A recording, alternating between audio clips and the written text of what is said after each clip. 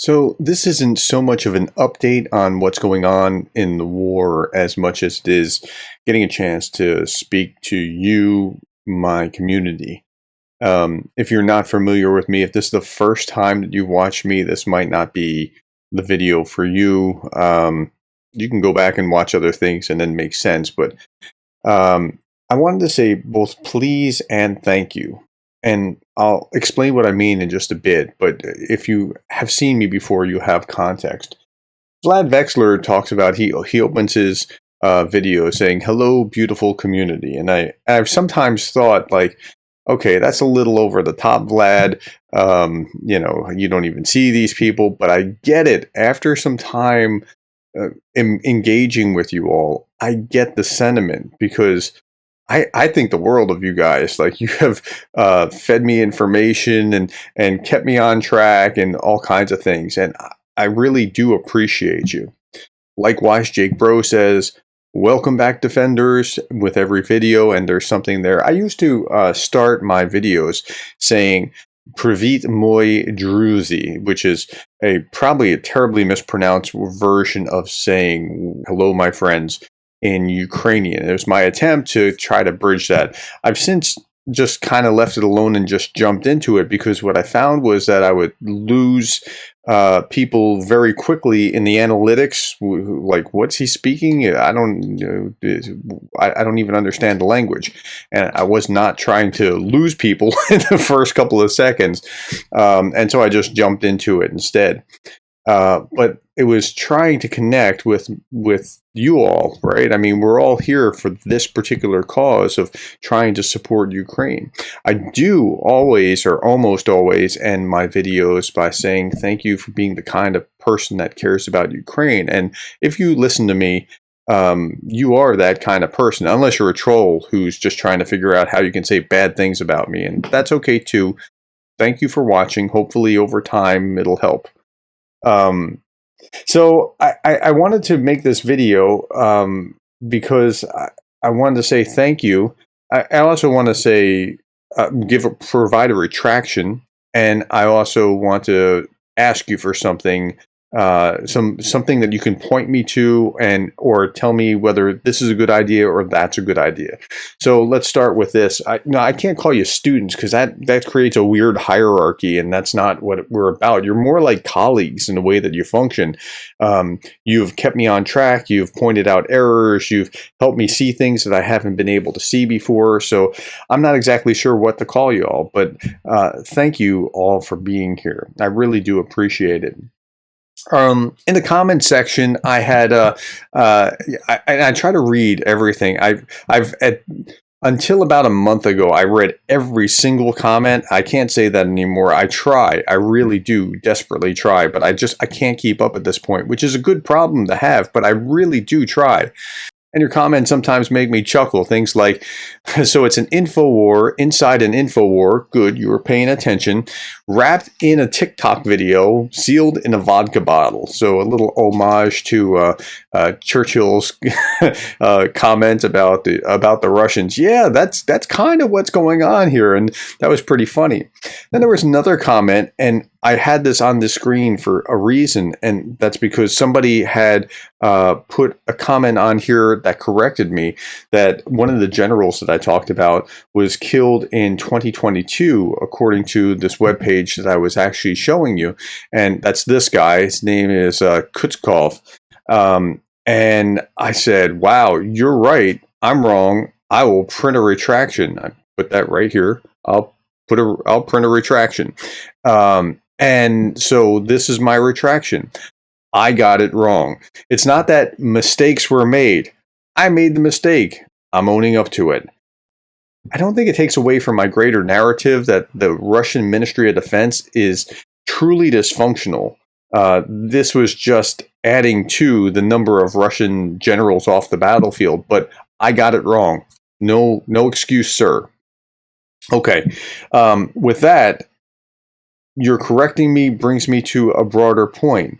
Not just a retraction and that I got it wrong, but thank you. Thank you. thank you for correcting me. If I get something wrong, I want you to point it out. I want you to, now you don't have to be a jerk about it, right?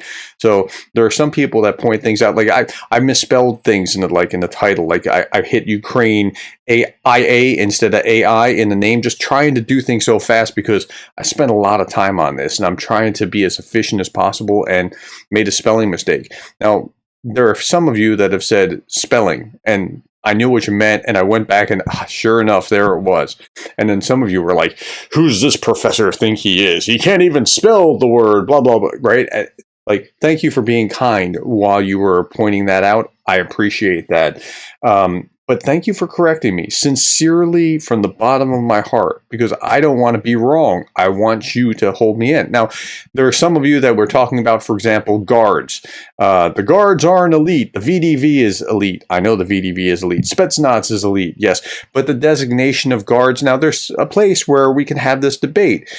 And somebody even said something very funny, like, yeah, they got that designation guards because 90% of the unit was wiped out. And that might very well have been the case. I was talking about this just yesterday or the day before, I don't remember, where he was the commander of the guards army. I guess it was Popov was the commander of a guards unit. And some of you were, but you were having that debate. You were explaining things and helping, and I appreciate that. You also feed me info. So, for example, I showed you on my channel this, dear YouTube, dear community, I want to urge you to watch this great video from Ryan Macbeth Programming. I would do a video on amplifying it, but I simply can't improve on it. So somebody had fed me this. Actually, a few of you had fed me this, and when you do, you're helping me. I appreciate it. Thank you so much. So I want to say thank you repeatedly for all these things.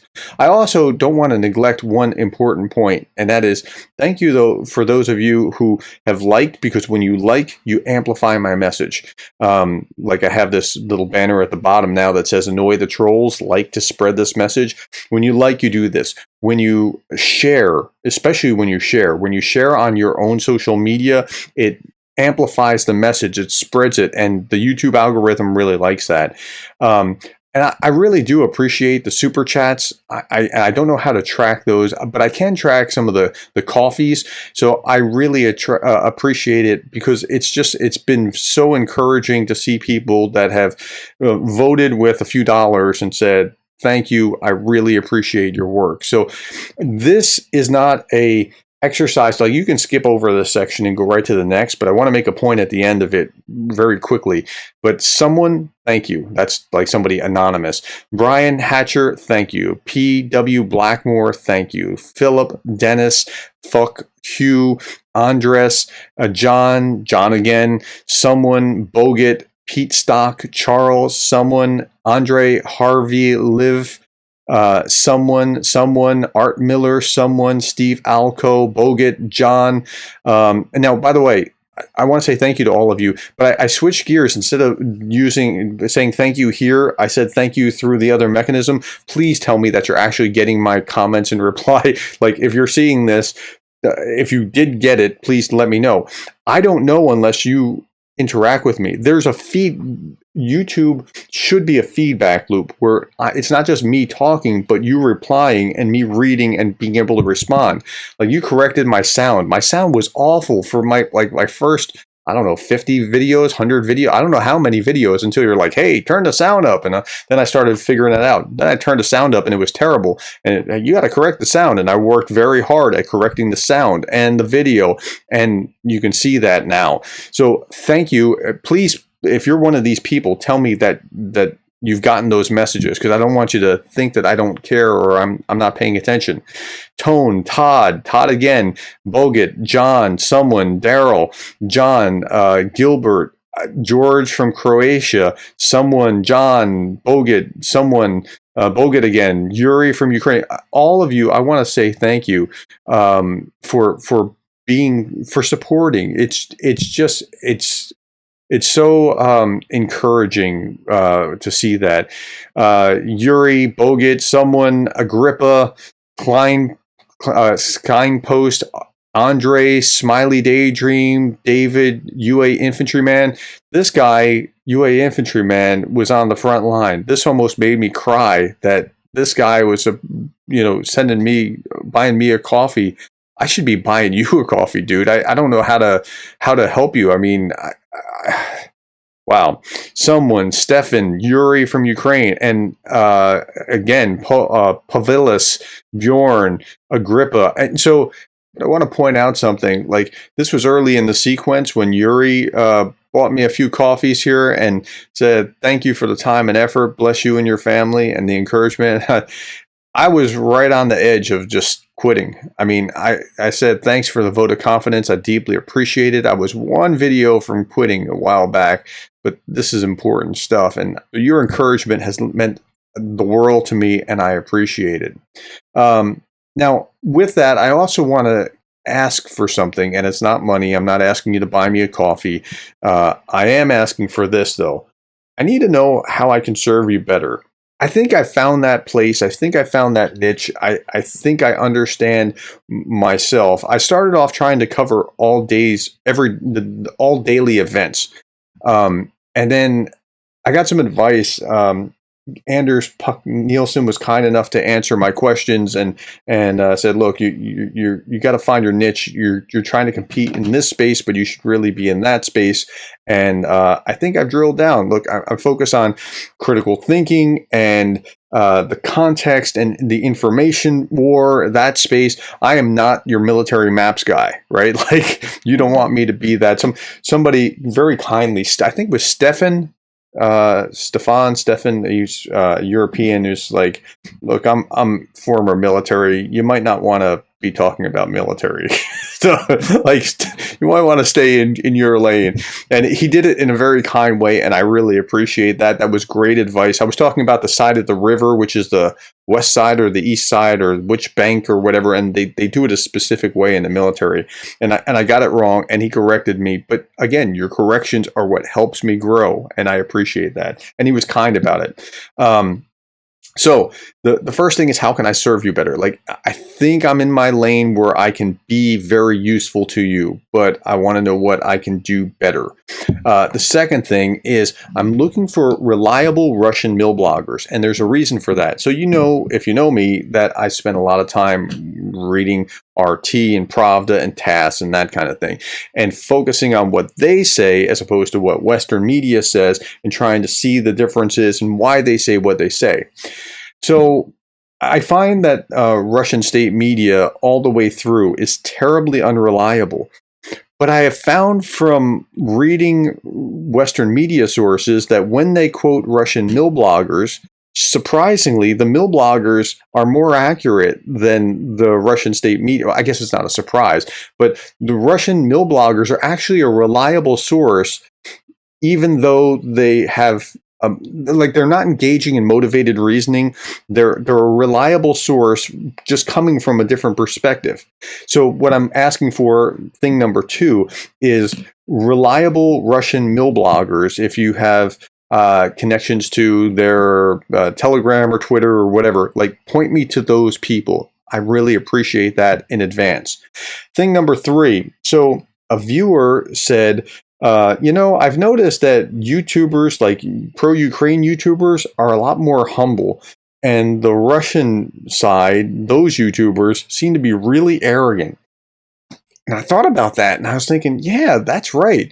I mean, when I look at folks like Jake and Anna and Vlad and these guys, they tend to be, Anders, they tend to be far more humble in their demeanor and the way that they come across than on the other side of that equation. And I watch a lot of these guys too that are just like, "Yeah, the Ukrainians are going to fall. Next week, they're going to," and it's just like the weird chip on their shoulder. So tell me if that is your perception.